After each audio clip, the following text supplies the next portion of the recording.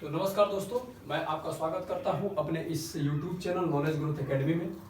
तो जैसा कि हम लोग शुरू किए हैं क्लास 12th का फिजिक्स पढ़ना, तो इसका जो पहला यूनिट है वैद्युत स्थितिकी, इसकी बात हम कर रहे हैं। आज हम करने वाले हैं वैद्युत द्विध्रुव के कारण किसी बिंदु पर वैद्युत क्षेत्र की तीव्रता हमें निकालनी है। एक टॉपिक इसका मैं बता चुका हूँ अक्षीय स्थिति वाला। आज हम निरक्षीय स्थिति की बात करने जा रहे हैं। तो निरक्षीय स्थिति में क्या होता है, देखिए मैं यहाँ पे डायग्राम बिल्कुल बनाता रहूंगा और डायग्राम से समझिएगा, बहुत बेहतरीन समझ में आएगा। पहली बात हम क्या करते हैं कि वैद्युत द्विध्रुव के कारण करना है, तो वैद्युत द्विध्रुव पहले बनाना पड़ेगा। और वैद्युत द्विध्रुव कैसे बनाते हैं, हम क्या करते हैं, समान परंतु विपरीत प्रकृति के आवेश लेते हैं और दोनों को एक दूसरे के बहुत निकट रख देते हैं। जैसे कि मान लीजिए ये एक थोड़ी देर के लिए पॉइंट मैंने ए लिया और एक पॉइंट मैं यहाँ पे बी ले रहा हूँ, ठीक है। ये दो पॉइंट है और यहाँ पे क्या रखा, एक माइनस आवेश ले लिया और एक क्या लिया, प्लस आवेश ले लिया। ये दो आवेश मैंने ले लिया और दोनों जो होता है मैं थोड़ी देर के लिए कंसीडर कर रहा हूँ ये 2l दूरी पर स्थित है, ठीक है। अब क्या करना है, जब अक्षीय स्थिति की बात किए थे तो हम इसके एक्सेस में देखे थे। अब हम निरक्षीय स्थिति की बात देखेंगे तो ऐसे देखेंगे ऊपर की तरफ। तो मान लेते हैं कि कोई इसके इन दोनों के बीच में कोई बिंदु O है और O से जो होता है r दूरी पर स्थित कोई बिंदु M है और यहाँ पे हमें वैद्युत क्षेत्र की तीव्रता ज्ञात करनी है। अब देखिए होता क्या है कि ये प्लस Q है, तो ये भी इस पे वैद्युत क्षेत्र की तीव्रता लगाएगा, क्योंकि बिंदु आवेश के कारण हमने पढ़ा था वैद्युत क्षेत्र की तीव्रता वो क्या होती है, E = 1/4πε0। और जो आवेश लगाता है उस आवेश का मान और उसके बीच की दूरी, और ये दूरी क्या है, उस पॉइंट के बीच की दूरी है और आवेश के बीच की दूरी है, यानी कि पॉइंट M और ये AB के बीच की दूरी होगा। तो ये वाला प्लस आवेश जब इस पे लगाएगा, अपना एक वैद्युत क्षेत्र लगाएगा, तो इसकी डायरेक्शन इस डायरेक्शन में होगी। क्यों होगी, मैं थोड़ी देर के लिए E1 कंसीडर कर रहा हूँ, इस डायरेक्शन में होगी। क्यों, क्योंकि प्लस आवेश का प्रॉपर्टी होता है कि धकेलने का, तो ये इधर ढकेल देगा। दूसरी बात समझिए, इस माइनस Q आवेश के कारण भी इस पे कुछ होगा, तो माइनस Q की प्रॉपर्टी होती है अट्रैक्ट करने की, तो ये आकर्षित करेगा, तो ये हो जाएगा E2। क्लियर। अब मैं क्या कर रहा हूं, यहां से एक लाइन ड्रॉ कर रहा हूं, देखिएगा यहां से। अब एक लाइन ड्रॉ कर रहा हूं, तो ये लाइन और ये AB लाइन देख रहे हैं, अब दोनों क्या है, एक दूसरे के परपेंडिकुलर है, सॉरी पैरेलल है। तो पैरेलल है तो इसका अगर एंगल थीटा मैं मान रहा हूं तो ये भी एंगल थीटा मानेंगे, बिल्कुल दोनों बराबर है। और ये 90 डिग्री बन रहा है, आप वैसे ही देख रहे हैं। तो ये कोण अगर थीटा है तो कायदे से ये कोण कितना होना चाहिए, ये भी थीटा होना चाहिए। क्यों, क्योंकि जब ये दोनों रेखाएं समांतर हैं और ये एक तिर्यक रेखा है तो एकांतर कोण बनेगा। तो जब एकांतर कोण बनेगा तो ये थीटा क्या हो जाएगा, ये भी थीटा के बराबर होगा। अगर ये थीटा है तो फिर यहाँ एकांतर कोण ये भी बराबर होगा। अब आप देख रहे होंगे, मैं पहले समझने का प्रयास कीजिएगा, बिल्कुल एक्सप्लेन करवा दूंगा अच्छे से, आपके दिमाग में ना बैठ जाएगी, बस थोड़ा सा समय दे दीजिए। अब देखिएगा क्या है, अब आगे अगर देखेंगे तो ये एंगल थीटा है। अब देखिएगा ये कोण और ये कोण देख रहे हैं, ऐसे बन रहा है और एक ऐसे बन रहा है, दोनों के शीर्ष आके मिल रहे हैं। तो ये अगर थीटा है तो ये भी थीटा है, ये शीर्षाभिमुख कोण होते हैं। शीर्षा अभिमुख कोण आपस में क्या होते हैं, बराबर होते हैं। इधर का सिरा आके मिलता है और उधर का सिरा आके मिलता है, तो ये कोण थीटा है तो ये भी कोण क्या होगा, थीटा होगा। अब हम आगे बात करते हैं। अच्छा देखिए, मैं मध्य बिंदु से काम किया हूं, तो ये यहां से यहां तक का जो दूरी है वो L होगा और यहां से यहां तक की दूरी भी क्या होगी, L होगी। अब हमें फाइंड आउट करना है। अब देखिए हम करना क्या चाहते हैं, हमारा मेन एजेंडा है, देखिए 1/4πε0 तो होगा ही होगा, Q भी होगा। अब हमें क्या करना है, इनके बीच की दूरी को ज्ञात करना है, बीच की दूरी को ज्ञात करना। पहले अभी आपको इतना डायग्राम समझ में आया कि नहीं आया, अगर इतना, आई होप कि आपको ये डायग्राम समझ में आए होंगे अच्छे से। अगर समझ में आया तो लाइक करते रहिए वीडियो को और देखते रहिए आराम से। अब देखिए हम इसकी डिस्टेंस की बात करते हैं, तो डिस्टेंस की बात करिए, हम एक त्रिभुज लेकर के बना लेते हैं। यहाँ पे ये कौन सा त्रिभुज है, ध्यान दीजिएगा, ये पॉइंट M है तो यहाँ पे M हो गया, और ये क्या है, O है, यहाँ पे O हो गया, और ये B है, और ये एंगल थीटा है, और ये आपका कितना है, 90 डिग्री है, और इसके बीच का डिस्टेंस कितना है, R है, और ये डिस्टेंस L है। हमको ये डिस्टेंस फाइंड करनी है। अब ध्यान से समझिए कि 90 डिग्री के सामने वाला एंगल क्या होता है, कर्ण होता है, सॉरी लाइन क्या होता है, कर्ण होता है, और इसके आगे वाला लंब होता है, और ये नीचे का क्या है, आधार है। तो मैं अगर इसका मान निकालना चाहता हूं तो अगर देखिए इसकी वैल्यू निकालनी है तो काम कर लेते हैं। तो यहां से अगर मैं देखूं तो पाइथागोरस प्रमेय से कर्ण का स्क्वायर इज इक्वल टू, ऐसे नीचे लिख दे रहे हैं कि कण का स्क्वायर इज इक्वल टू आधार का स्क्वायर प्लस क्या होता है, लंब का स्क्वायर होता है। अब ध्यान से देखेंगे, कण क्या है, एमबी है जो हमें निकालना है। ये चलाने मोबाइल वाला एमबी नहीं है, ये यहाँ वाला एमबी है, ध्यान से देखिएगा। इसका स्क्वायर, दूसरी बात क्या है, आधार क्या है, देखिए ओबी है, तो ओबी का स्क्वायर मैंने ले लिया, और प्लस में लंब क्या है, ओएम है, तो ओएम का स्क्वायर मैं यहाँ पे ले लिया। अब देखिए ओबी कितना है, एल है, तो यानी कि एल का स्क्वायर हो जाएगा, प्लस में ओएम कितना है, आर है, तो ये हो जाएगा आर का स्क्वायर, और ये क्या है, एमबी का स्क्वायर है। अब हम यहाँ से स्क्वायर हटाएंगे तो M B is equal to हो जाएगा अंडर रूट में एल स्क्वायर प्लस में आर स्क्वायर, यानी कि ये डिस्टेंस कितना आ गई आपकी, अंडर रूट में आई एल स्क्वायर प्लस में आर स्क्वायर आ गई। सेम उसी प्रकार से अगर इधर का लेंगे तो इधर भी यही डिस्टेंस आएगी, अगर आप फाइंड आउट करेंगे तो ये भी हो जाएगा एल स्क्वायर प्लस में आर स्क्वायर हो जाएगा। अभी तक इतना क्लियर, ठीक बात, आगे बढ़ते हैं। देखिए अब इसको मैं रब करने जा रहा हूं, और रब करके मैं आगे काम करने जा रहा हूं। अब देखिएगा, अब हम आसानी से अपना काम कर सकते हैं। अगर हम यहाँ पे आपको लिखना हो तो आप यहाँ पे क्या लिखेंगे, चित्रानुसार, यानी कि चित्र के अनुसार, जो यहाँ पे फिगर बना हुआ है उसके अनुसार की बात करते हैं। तो ये थोड़ा सा रुक जाइए, हाँ अब देखिए क्या है कि चित्र के अनुसार अगर मैं बात करूं, चित्रानुसार ये प्लस आवेश भी इस पे वैद्युत क्षेत्र लगाएगा, यानी कि प्लस क्यू आवेश के कारण, चलिए ये मार्कर थोड़ा सा कम चल रहा है तो इसी से हम काम चला लेते हैं ब्लैक वाले से। तो प्लस क्यू आवेश के कारण जो होता है बिंदु एम पर वैद्युत क्षेत्र की तीव्रता, वैद्युत क्षेत्र की तीव्रता भी कह सकते हैं या क्षेत्र भी कह सकते हैं। तो इसे मैंने क्या कंसीडर किया है, E1 किया है, E1 ये कितना हो जाएगा, उसी फार्मूले को यूज कीजिए 1/4 पाई एप्सिलॉन नॉट, और यहाँ पे क्या हो जाएगा Q, तो यहाँ पे इसका मैग्नीट्यूड आप Q ले लेंगे, और बटे में क्या, इनके बीच की दूरी का स्क्वायर लेना है, यानी कि L square plus R square का अंडर रूट लेंगे और इसका स्क्वायर लेंगे। आपको पता है कि जब अंडर रूट और स्क्वायर रहते हैं तो अंडर रूट भी और स्क्वायर से अंडर रूट कैंसल आउट हो जाता है, तो ये बच गया, तो आप ऐसे लिख सकते हैं। और यहाँ पे ये हो गया, किधर इसका डिस्टेंस किधर है, इसका डायरेक्शन किधर है, तो ये बी से एम की ओर लिख सकते हैं, किधर, बी से एम की ओर। देखिएगा थोड़ा सा एडजस्ट कर दे रहे हैं यहाँ पे, बी से एम की ओर, बाकी आपको सुनाई नहीं रहा होगा, ठीक है। दूसरी बात करते हैं उसी प्रकार से, माइनस क्यू आवेश के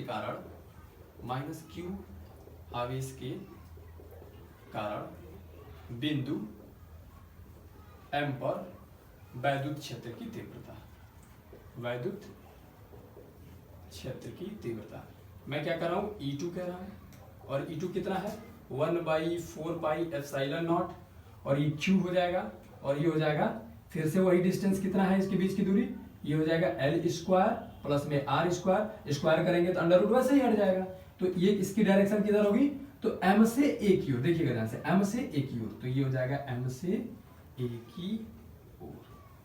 क्लियर यहां तक। अब चलिए आगे बढ़ते हैं।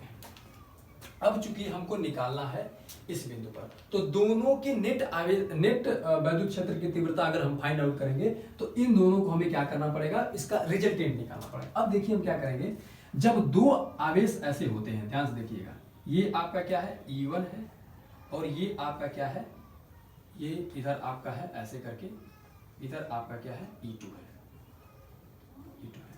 जब दो आवेश होते हैं तो हम क्या करेंगे, इन दोनों आवेशों को हम इनके लंबवत घटकों, सॉरी जब दो वेक्टर होते हैं, आवेश मैंने बोल दिया, हो जाता है मिस्टेक।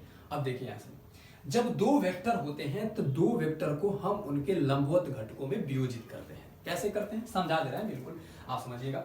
जैसे मान लीजिए थोड़ी देर के लिए ये आपका एक्स एक्सिस है और ये आपका वाई एक्सिस है। अब क्या किए, मैं एक वेक्टर यहाँ पे कंसीडर कर रहा हूं, इसे P पॉइंट मान ले रहा हूं, और ये वेक्टर A है, ठीक है। तो A है तो इसका मैग्नीट्यूड केवल यही होगा। तो यहां से थोड़ी देर के लिए मान लेते हैं कि इस पे ये लंब डाल रहा है, और यहां से इसकी डिस्टेंस थोड़ी देर के लिए ओ ए मैं कंसीडर कर रहा हूं। अगर मुझे इस वेक्टर का इस दिशा में घटक निकालना है, ध्यान देखिएगा, इस वेक्टर का इस दिशा में अगर मुझे घटक निकालना है तो हम कैसे निकालेंगे? तो कैसे निकालेंगे, देखिए ये क्या है, ओ ए है और ये क्या है, ओ पी है। अभी होता क्या है, देखिए ये एंगल कितना बन रहा है, थीटा बन रहा है, ठीक है, मैं थीटा कंसीडर कर रहा हूं। यानी कि इस ओपी वेक्टर का इस एक्स डायरेक्शन में हमें लंबवत घटक देखनी है। तो ये मैंने लिखा ओ ए अपान ओपी। अब ओ ए अपान ओपी है क्या, ओ ए क्या है, आधार है, ओपी क्या है, कण है। तो आधार बटे कण जो होता है वो क्या होता है, कॉस थीटा के बराबर होता है। तो हमें क्या निकालना है, ओ ए निकालना है, क्योंकि इस डायरेक्शन में निकालना है। तो ओ ए, तो ओपी इधर जाएंगे तो ये गुणा करेगा तो ये हो जाएगा कॉस थीटा। अब देखिए ओ ए है क्या, ओ ए है क्या, ओ ए तो जो हमें फाइंड करना था इस डायरेक्शन में। ओपी क्या है, ओपी इस वेक्टर का मैग्नीट्यूड है, यानी कि इसका वेक्टर का मैग्नीट्यूड क्या होगा, ए होगा। वेक्टर फॉर्म हटा देंगे तो ये हो जाएगा ए कॉस थीटा। यानी कि इस वेक्टर ए का इस डायरेक्शन में जो घटक आया वो कितना आया, ए कॉस थीटा आएगा। अगर ये थीटा है और ये थीटा है तो इस वेक्टर E1 का इस डायरेक्शन में, यानी कि इस मान लीजिए थीटा वाले डायरेक्शन में, यानी कि जहां से थीटा से सटे वाले डायरेक्शन में, ये थीटा से सटा हुआ है तो थीटा से सटे हुए वाले डायरेक्शन में इसका घटक क्या हो जाएगा, E1 cos थीटा आएगा। जैसे यहाँ पे A cos थीटा आया वैसे यहाँ पे E1 cos थीटा आया। बिल्कुल समझ में आ रहा? अब आगे बढ़ेंगे। अगर मुझे इस डायरेक्शन में निकालना होगा, थोड़ी देर के लिए मैं बात कर रहा हूँ, इसको अब रब कर दे रहा हूँ। इस डायरेक्शन में अगर निकालना है तो हम क्या करेंगे, इस डायरेक्शन में, तो इस डायरेक्शन में थोड़ी देर के लिए बात करेंगे, ऐसे बनेगा। तो ये जो होता है पी ए, इसको मैं पी डैश मान ले रहा हूं। तो आप जानते हैं कि पी डैश ओ बराबर होगा पी ए बन जाएगा, क्योंकि ये आयत बन रहा है। आयत के समान आमने सामने की भुजाएं क्या होती है, बराबर होती हैं। तो अब आगे देखिए बराबर होगा, अभी इतना जान गए। अब देखिए हमें इस डायरेक्शन में निकालना है, यानी कि हमें ओ, ये क्या है, थोड़ी देर के लिए अच्छा चलो इसी को निकाल लेते हैं। पी ए अपान अगर मैं ओ पी करूं तो क्या होगा, पी ए क्या है, लंब है, और ओपी क्या है, कण है। तो लंब बटे कण क्या होता है, साइन थीटा होता है। लंब बटे कण क्या होता है, साइन थीटा होता है। अब क्या करेंगे, हमें अगर पी ए निकालना है तो मैं ओपी को इधर भेजूंगा, ये हो जाएगा साइन थीटा। अब ओपी को, सॉरी पी ए को हम ओ डैश पी लिख सकते हैं, ओ डैश पी, और ये ओपी को क्या लिख सकते हैं, इसका मैग्नीट्यूड, तो ए लिख सकते हैं, और ये साइन थीटा हो जाएगी। तो ये आया आपका इस डायरेक्शन में, इसका घटक क्या आया, ए साइन थीटा आया। उसी प्रकार से अगर इसका हम थीटा से दूर अगर इस डायरेक्शन में निकालना चाहेंगे तो ये क्या आ जाएगा, E1 साइन थीटा आ जाएगी। ए का ए साइन थीटा तो E1 का E साइन थीटा। सेम चीज यहां भी वही लिखेंगे, देखिएगा इधर क्या करेंगे हम, E1 cos थीटा भी आया है और इधर क्या आया था हमारा, E1 साइन थीटा है। क्लियर हो गया? अब आगे चलिए, सेम उसी प्रकार से इस E2 को अगर रिजॉल्व करेंगे तो थीटा से सटे जो होगा वो हो जाएगा आपका E2 cos थीटा, और सेम इसके नीचे वाले डायरेक्शन में क्या आ जाएगा, वो हो जाएगा E2 साइन थीटा, जो थीटा से थोड़ा सा दूर है। इतना क्लियर हो गया? तो सेम यहां पे आ जाएगा क्या, E2 sign E2 cos theta, और यहां पे क्या हो जाएगा, ये इस डायरेक्शन में आ जाएगा आपका E2 साइन थीटा। समझ में आ रहा है? ठीक है। तो अब क्या करेंगे, जब दो वेक्टर होते हैं तो हम उनको क्या करते हैं, लंबवत घटकों में वियोजित करके उसका परिणामी हम निकाल लेते हैं, जो हमारा नेट वैद्युत क्षेत्र की तीव्रता निकल जाती है। तो अब यहां लिखेंगे कि वेक्टर E1 व E2 को लंबवत घटकों में वियोजित करने पर, तो E1 और E2 को लंबवत घटकों में वियोजित करने पर हम देख रहे हैं कि E1 साइन थीटा व E2 साइन थीटा। देखिए आप, ये रह गया आपका E1 साइन थीटा, ये E2 साइन थीटा। अगर कायदे से देखेंगे तो E1 का मैग्नीट्यूड आप देख लीजिए, 1/4 pi epsilon nought Q by R square plus L square plus R square है। E2 का मैग्नीट्यूड आप देखिए 1/4πε0 और L square plus R square, यानी कि दोनों का मैग्नीट्यूड बराबर है और थीटा भी बराबर है और साइन थीटा तब बराबर होगा, यानी कि E1 साइन थीटा और E2 का साइन थीटा अगर मैग्नीट्यूड में हम देखेंगे यानी कि परिमाण में देखेंगे तो ये दोनों बराबर है। लेकिन दोस्तों थोड़ा ध्यान दीजिएगा, अगर दिशा की बात करें तो ये इस दिशा में है और ये इस दिशा में है, दोनों एक दूसरे के अपोजिट दिशा में है। यूं कहिए कि ये इस दिशा में जा रहा है और एक इस दिशा में जा रहा है, तो दोनों एक दूसरे को क्या कर देंगे, निरस्त कर देंगे। वही बात हम यहाँ लिखने जा रहे हैं कि E1 साइन थीटा व E2 साइन थीटा परिमाण में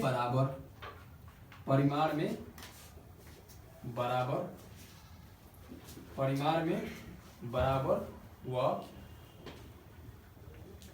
दिशा में एक दूसरे के विपरीत हैं, एक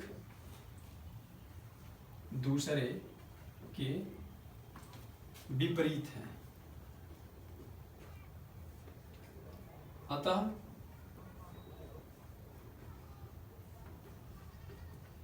एक दूसरे को क्या कर देंगे, निरस्त कर देंगे, निरस्त कर देंगे।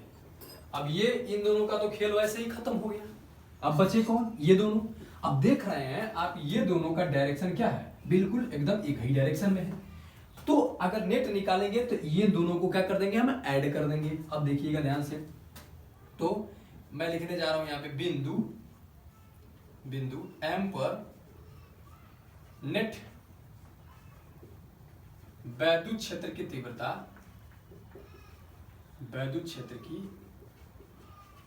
तीव्रता E।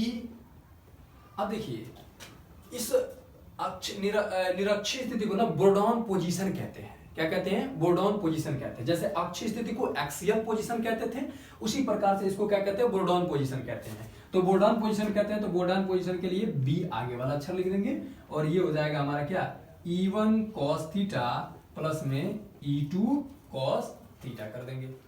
अब आगे बढ़ते हैं थोड़ा सा, EV इज इक्वल टू, अब कुछ नहीं करेंगे।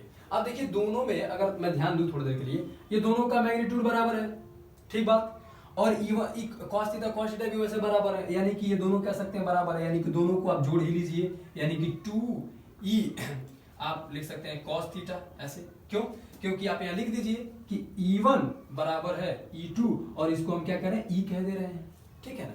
तो अब यहाँ से लिख सकते हैं 2E cos थीटा। अब वही वैल्यू हम रख देंगे V और 2 और E के जगह पे क्या रखेंगे, कोई एक या E1 वाला रख दीजिए। ये मैग्नीट्यूड में दोनों क्या है, बराबर है। ये आपके 1/4πε0 हो गए और ये Q हो गया और ये हो जाएगा L स्क्वायर प्लस में क्या हो जाएगा R स्क्वायर और ये हो गया आपका cos थीटा हो गया। अब हमारा मेन एजेंडा है, अब यहाँ पे हमें इस cos थीटा को रिसॉल्व करना। अगर हम cos थीटा का मान निकाल लेंगे तो हम यहाँ पर रख देंगे, हमारा वैल्यू आ जाएगा। तो देखिएगा हम cos थीटा की बात करने जा रहे हैं। थोड़ा सा क्या करते हैं, इसका आप अभी स्क्रीनशॉट ले लीजिए, इतना स्क्रीनशॉट लीजिए। मैं वहां से एक डायग्राम रब करूंगा और रब करने के बाद इसका वैल्यू निकालूंगा। तो आप यहाँ से स्क्रीनशॉट लीजिए अभी, फिर उसके बाद आगे बढ़ते हैं। तो चलिए अब हम देखते हैं इस cos थीटा का मान निकालेंगे हम यहाँ पे। तो यही वाला एक ट्रायंगल ले लेते हैं, क्या दिक्कत है। ये देखिए ये थीटा है और ये आपका ये L है और ये R है और ये M है, O है और ये क्या है, B है। हमें किसकी वैल्यू निकालना है, cos थीटा की मान निकालना है, ठीक बात। चलिए अब ये कितना मैं कैलकुलेट कर चुका हूं, ये R स्क्वायर प्लस में L स्क्वायर पहले से ही कैलकुलेट किया जा चुका है। तो अगर मैं ध्यान दूं तो ये L अपान इसको ऐसे लिख दीजिए, OB अपान में क्या, MB। OB MB क्या है, OB क्या है, आधार है और MB क्या है, कण है। आधार बटे कण क्या होता है बहू, cos थीटा। अब ये इसके जगह पे क्या है, OB के जगह पे L आ गया और MB के जगह पे क्या आ जाएगा, अंडर रूट में आपका R स्क्वायर प्लस में L square is equal to cos theta. यानी कि मैं cos थीटा के जगह पे L अपान में अंडर रूट में R स्क्वायर प्लस में L स्क्वायर लिख दूंगा।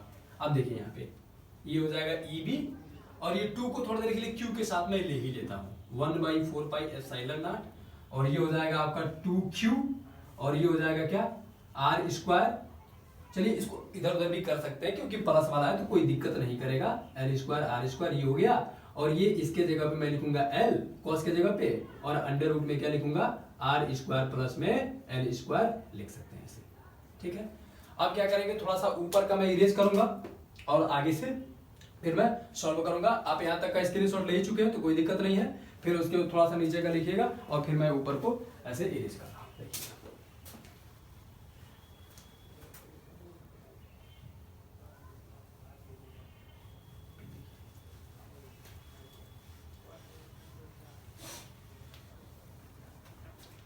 तो अब हम क्या करेंगे, EB को थोड़ा सा और सॉल्व करेंगे। इसको ये हो जाएगा EB और ये हो जाएगा 1/4 पाई एप्सिलॉन नॉट, और ये हो जाएगा आपका 2Q। एल को भी साथ ले लेते हैं। अब देखिए यहाँ पे ये अगर देखा जाए थोड़ा देर के लिए, अगर मैं बात करूं x की पावर मान लीजिए 1 है और एक x अंडर रूट में, अभी यही तो है ना, देखिए ना ध्यान से, ये r square plus L square है और यहाँ पे r square plus L square, तो उसको कंसीडर कर लो थोड़ी देर के लिए x, इससे समझ लीजिए, फिर उसके बाद वो आसानी से मैं लिख दूंगा। अब जो होता है जब अंडर रूट को हटाते हैं तो पावर क्या आ जाता है 1/2 आता है, बीच में कुछ नहीं होता तो गुणा होता है, और जब ये आधार हो गया और ये क्या हो गया घात हो गया, जब आधार सेम होता है तो उसको एक बार लिखते हैं और घात क्या हो जाती है जुड़ जाती है। अब 1/2 और 1 को जोड़ेंगे तो ये 2 रहेगा, और इसको देखें 2 + 1 बराबर कितना हो जाएगा 3/2 हो जाएगा, यानी कि ओवरऑल x के पावर क्या लिखेंगे 3/2 लिख सकते हैं। तो मैं यहाँ पे क्या करूंगा वही लिखने जा रहा हूं। अब इसको L square plus R square plus L square और अंडर रूट में है तो इसको डायरेक्ट मैं लिखूंगा क्या R square plus L square का होल पावर 3/2 लिख दूंगा। कोई प्रॉब्लम नहीं होनी चाहिए यहाँ पे आपको, बिल्कुल मैंने वही किया है आसानी से, कोई दिक्कत नहीं है, छोटे बच्चों वाली सवाल है, इसमें कोई घबराने की जरूरत नहीं है। अब देखिए हम पहले बता चुके हैं आपको, अगर वैद्युत द्विध्रुव आघूर्ण निकालना है, आपको वैद्युत द्विध्रुव आघूर्ण निकालना है तो क्या करेंगे, वैद्युत द्विध्रुव आघूर्ण क्या होता है, कोई एक आवेश और उनके बीच की दूरी, ध्यान देखिएगा, यानी कि P से रिप्रेजेंट करते हैं और Q × 2L हो जाएगा, Q × क्या हो जाएगा 2L, तो इसको सॉल्व करेंगे दिया जाएगा, यानी कि 2QL के जगह पे हम P लिख सकते हैं, क्या लिख सकते हैं P लिख सकते हैं। तो यहाँ पे ये हो जाएगा EB और ये हो जाएगा 1/4 पाई एप्सिलॉन नॉट और ये हो जाएगा P और ये हो जाएगा क्या आर स्क्वायर प्लस का एल स्क्वायर और होल पावर 3/2। ध्यान से देखिए, तो इसके जगह पे ये वाला हो गया और ये हो गया, देखिए ये भी आपका आंसर है, यहां तक भी आप कर सकते हैं, थोड़ा सा और आगे बढ़ा के घुमा के आप ऐसे भी कर सकते हैं, कोई दिक्कत नहीं है यहाँ पे। अब करेंगे क्या, अब इसको वेक्टर फॉर्म में एक बार लिख लीजिए तो काम सही है। अब ध्यान से देखिए, मैंने पहले ही बता चुका कि वैद्युत द्विध्रुव आघूर्ण एक सदिश राशि है और इसकी दिशा जो होती है माइनस आवेश से प्लस आवेश की ओर होती है, यानी कि माइनस से प्लस की ओर होगी। इसका मतलब ये रहा कि आपका ये इधर से इस डायरेक्शन में होगा, ये P होगा, बिल्कुल। दूसरी बात क्या करेंगे, अब देखिए P इस डायरेक्शन में है और इसका E इस डायरेक्शन में आ रहा है, देख रहे हैं कुछ, P इस डायरेक्शन में है और E इस डायरेक्शन में आ रहा है, दोनों एक दूसरे के विपरीत हैं। तो आप वेक्टर फॉर्म लिखेंगे तो इसको वेक्टर लगा देंगे और 1/4 पाई एप्सिलॉन नॉट लिखेंगे और P के जगह पे -P रखेंगे और R square plus L square का होल पावर क्या लिखेंगे 3/2 लिखेंगे। अब देखिए कुछ और भी काम करने हैं थोड़ा सा। अगर मान लीजिए आपसे एग्जामिनर खेलता है, देखिएगा बोर्ड में क्या होता है ना, एग्जामिनर खेलते हैं। अब देखिए कैसे खेलता है, थोड़ा सा इधर काम कर लेते हैं, आप लाइन से बनाइएगा, अच्छे से नोट्स बनाइएगा, मैं थोड़ा सा जगह की वजह से ऐसे कर रहा हूं, तो आप थोड़ा सा कोऑपरेट करते रहिएगा। अगर मान लीजिए किसी छोटे से, अगर ये L का जो वैल्यू है L, ये R से बहुत बहुत छोटा हो, इसका मतलब क्या है, अब L की दूरी में और छोटा कर दिया, यानी कि बहुत से छोटे वैद्युत द्विध्रुव आघूर्ण के कारण हम काम करेंगे। डायरेक्ट एग्जाम में पूछा जाता है कि छोटे वैद्युत द्विध्रुव आघूर्ण के कारण निरक्षीय स्थिति में वैद्युत क्षेत्र की तीव्रता ज्ञात कीजिए।